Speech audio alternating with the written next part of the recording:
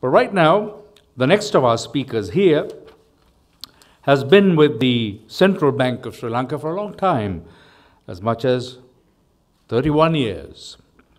And he's an alumnus of the University of Ruhuna, where his degree was in agriculture, but he's also pursued higher studies at the University of Warwick in the United Kingdom and secured his MSc and a postgraduate diploma in quantitative development economics.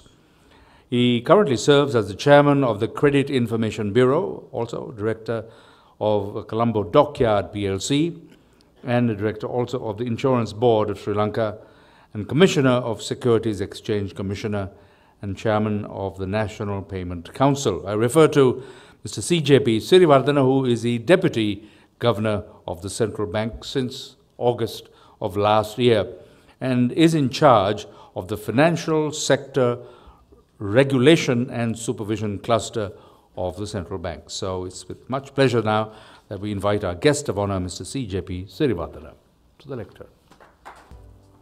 Good evening, everybody.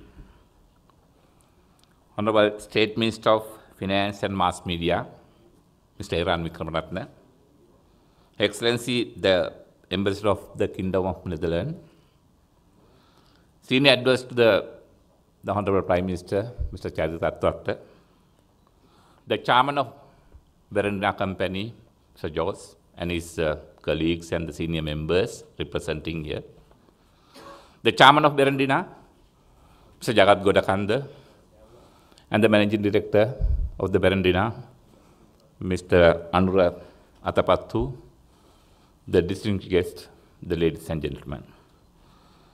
I'm indeed privileged to witness the official launch of the Berendina Micro Investment Company Limited, which is a milestone event for the Berendina, indicating the transformation of the institution to the public company for them to enable the licensing under the Microfinance Act.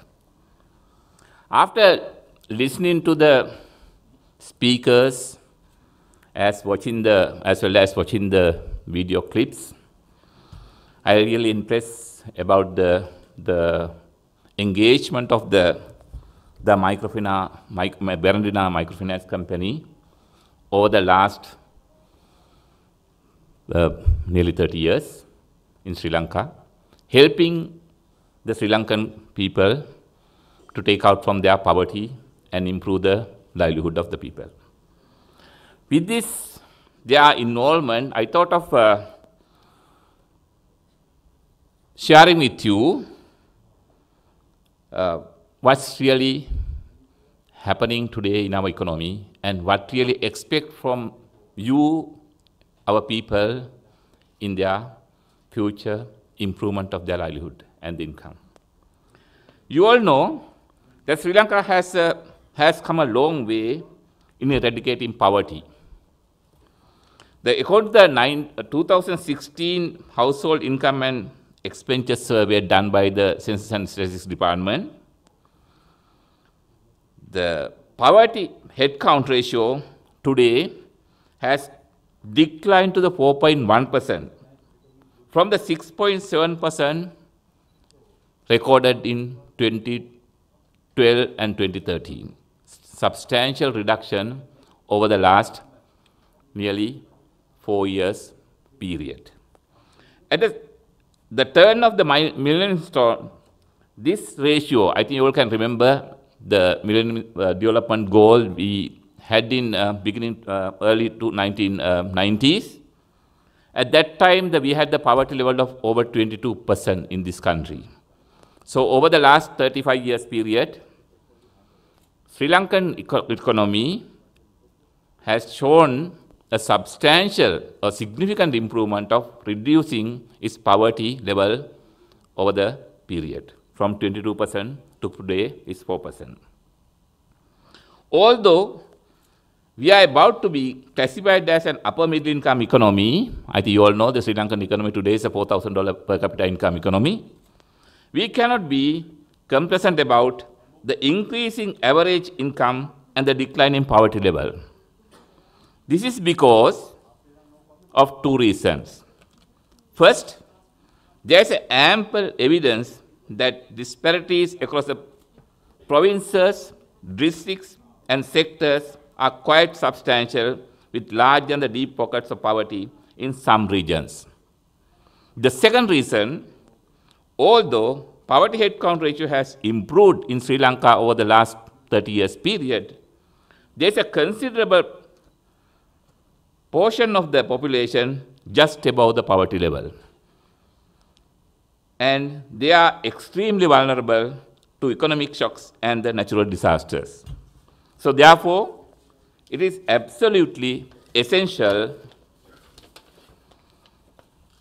that the economic growth process is made more inclusive to uplift the livelihood of these vulnerable groups, and the financial sector plays an increasingly important role in this process of the financial inclusion. As economic advisor to the government, and as the apex regulator of the financial sector, we as a central bank, along with the government and international agencies and other stakeholders, have continued to introduce policies and the strategies for inclusive growth and financial inclusion.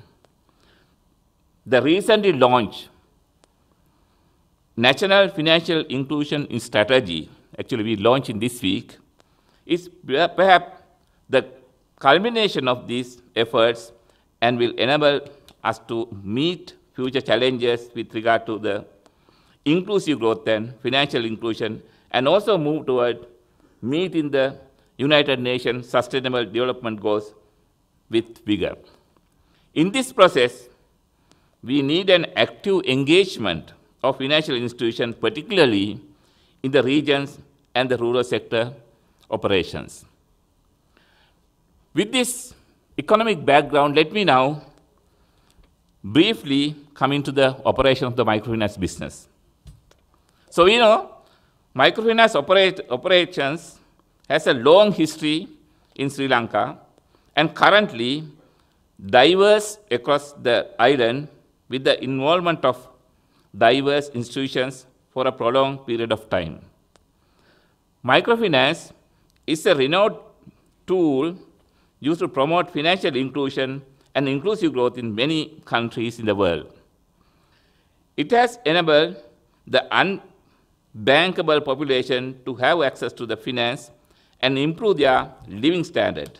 Nevertheless, lately, we have observed that these inherent objectives of the microfinance is not apparent in some microfinance services providers.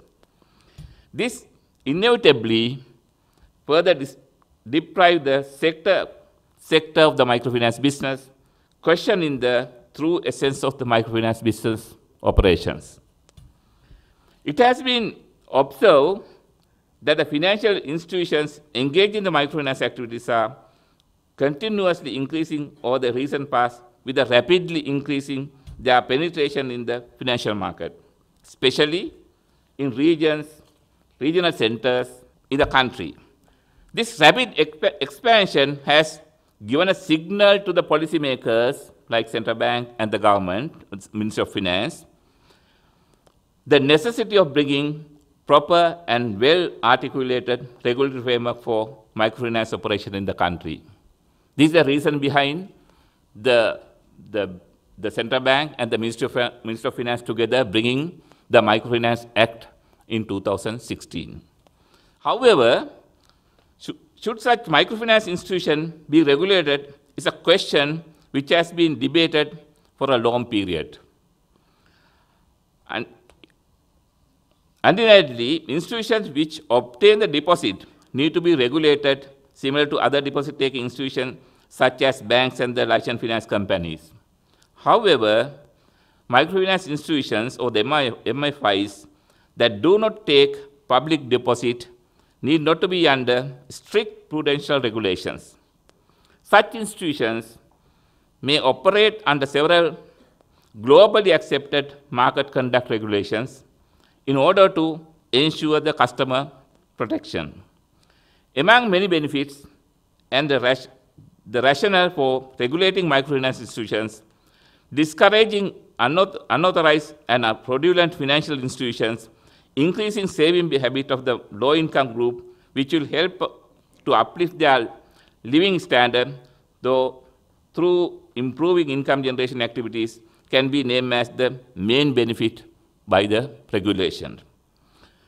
Ladies and gentlemen, I also wish to note that not only the financial system and the low-income people will benefit from regulations. Of course, the microfinance institutions which come under the regulatory framework will also prosper due to the improved regulations, acceptability, and the conformity to best practices. This will benefit them in accepting funds and attracting and retaining the microfinance customers, which will contribute to the overall performance of such regulated microfinance operators. Acknowledging all these facts, the Microfinance Act, enacted in year 2016, to broaden the regulatory framework of the microfinance sector in Sri Lanka. Microfinance companies, which comes under the Monetary Board of the Central Bank, and the microfinance NGOs, which come under the Registrar of the Voluntary Social Services Organization, that's called VSSO, are the two microfinance institutions which are regulated, which are come under regulatory framework under this Microfinance Act. At the moment, we as a central bank have issued the prudential rules and the directions for microfinance companies and the guidelines to the regulator of VSSO with regard to the microfinance NGOs. We have been receiving, currently, applications for licensing for many interested companies, microfinance companies, for licensing, and we are currently processing such application for the consideration of the registration under the central bank. So Berendina, let me speak few words about the Berendina also. As I got to know today, as well as talking to the chairman and the managing director, and I got a copy of the annual report also, and thank for the chairman and the managing director giving me that copy. It has been involved in a wide array of microfinance related operations, concentrating on the poverty alleviations and livelihood development in an informed way from the inception in July 1987, and in some formal way after incorporating from 2007 onward. Last 11 years. Now they have 11 years of financial operations in a formal way, and currently they operate in 11 districts to my knowledge, and currently having a customer base of over 110,000 with the asset base of over 2 billion rupees. The service it has rendered in promoting and setting standard in the microfinance industry is unquestionably commendable. The support Berendina rendered during the process of enacting the Microfinance Act is also acknowledged with gratitude at this moment. I must thank the Berendina team for helping us during the time of our preparation of this Microfinance Act. In addition, they engage in entrepreneurial development services, helping their clients to improve the skills and the capacity of their operations. Berendina is expecting to obtain a license as a microfinance company and come under the purview of the Monetary Board of Sri Lanka, Central Bank, in accordance with the Microfinance Act. Being a regulated microfinance company in the future, then it can broaden its activities by offering deposit product to its customers. At present, the licensing evaluation process is initiated by the central bank, not only for the Berendina, for other the companies already submitted their application to the central bank. I would like to set light to some of the microfinance regulations which will come in force in the near future to further strengthen the microfinance sector. let me brief you some of the important the areas of this Microfinance Act. Customer protection, that's one of the main priorities of the central bank. Customer protection regulation is one such important aspect. It is unfortunate that some microfinance service providers conduct unethical and irresponsible activities to suppress the well-being of microfinance customers. These institutions are a menace to other microfinance institutions which conduct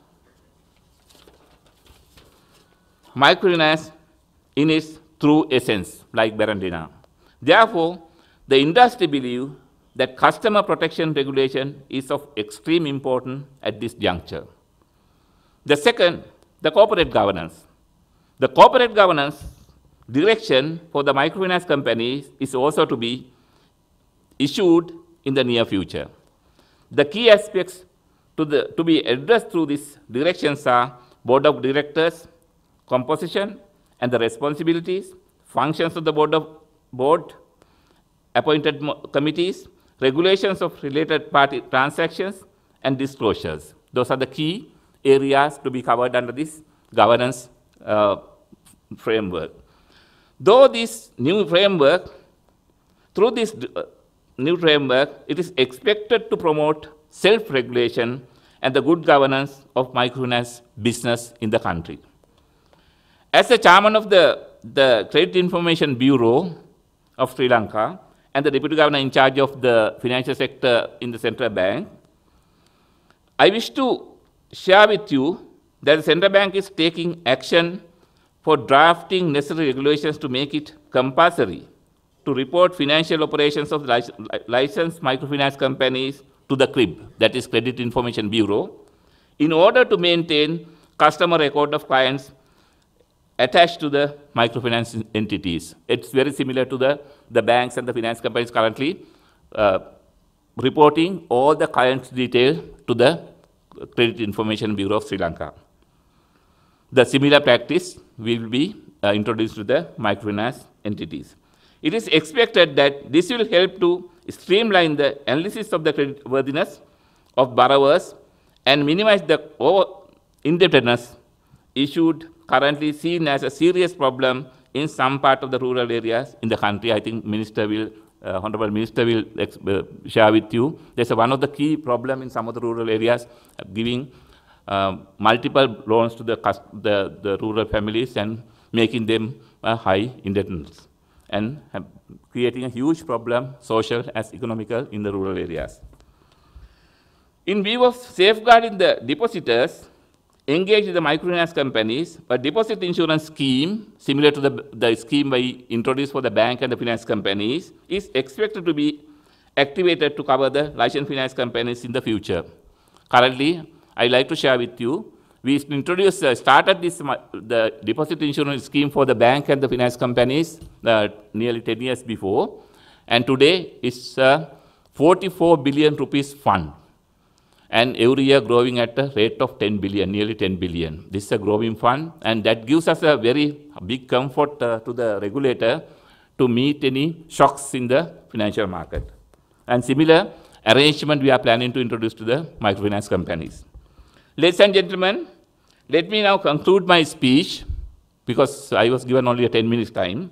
I take this opportunity to wish every success in continuing and improving the microfinance operation of the Berendina, which will also improve the microfinance sector of Sri Lanka.